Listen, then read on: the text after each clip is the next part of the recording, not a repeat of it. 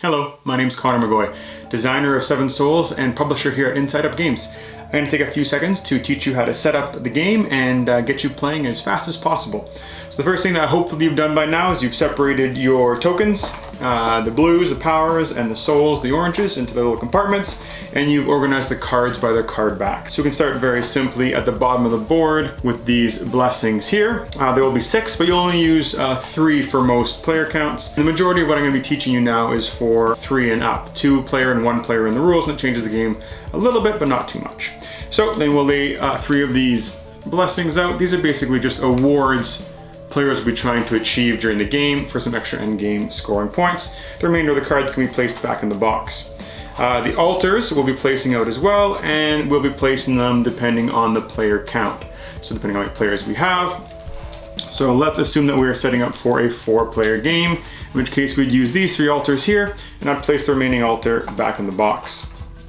The investigators, with this back here and these fronts, they'll be going on the top of the board. So you can place them on your right, and then you'll place 1 at each of the locations here on the board. We'll be adding the failures. These will go face up in a stack. The next thing you're going to want to notice is that there are numbers on the boards on each of these circles. So these are going to be your resource pools relating to each of the buildings. On the top of each circle is a lower number, and that is for a 1 to 3 player game. And then on the bottom there is a higher number, that is a 4 to 6 player game. So I can simply start with my power if I'd like, and I would need 20 here, 14 down here, and 17 over there, and I'll get that set up quickly for you now.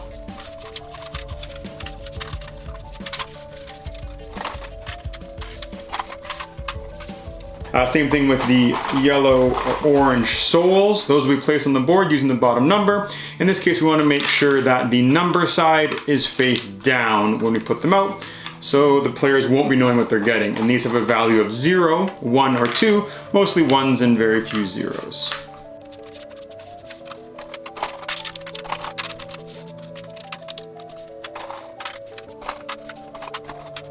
With the leftover power, you'll be taking those out for each player. So each player will be receiving 1 starting power, and then the remaining power will stay in the box. To start off each player, we will be grabbing our player suits, you can call them, basically different icons on the back, and every player can choose theirs. They will have 7 cards, and they will be using those as well.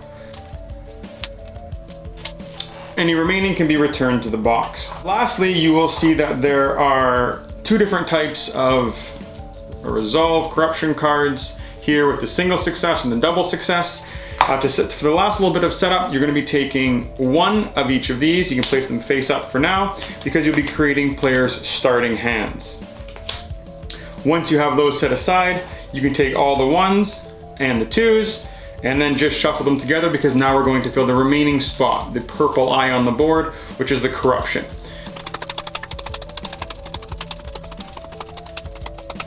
Any remaining, go back into the box, and just make sure you put the right stacks in the right places, like so. 20, 17, and 14.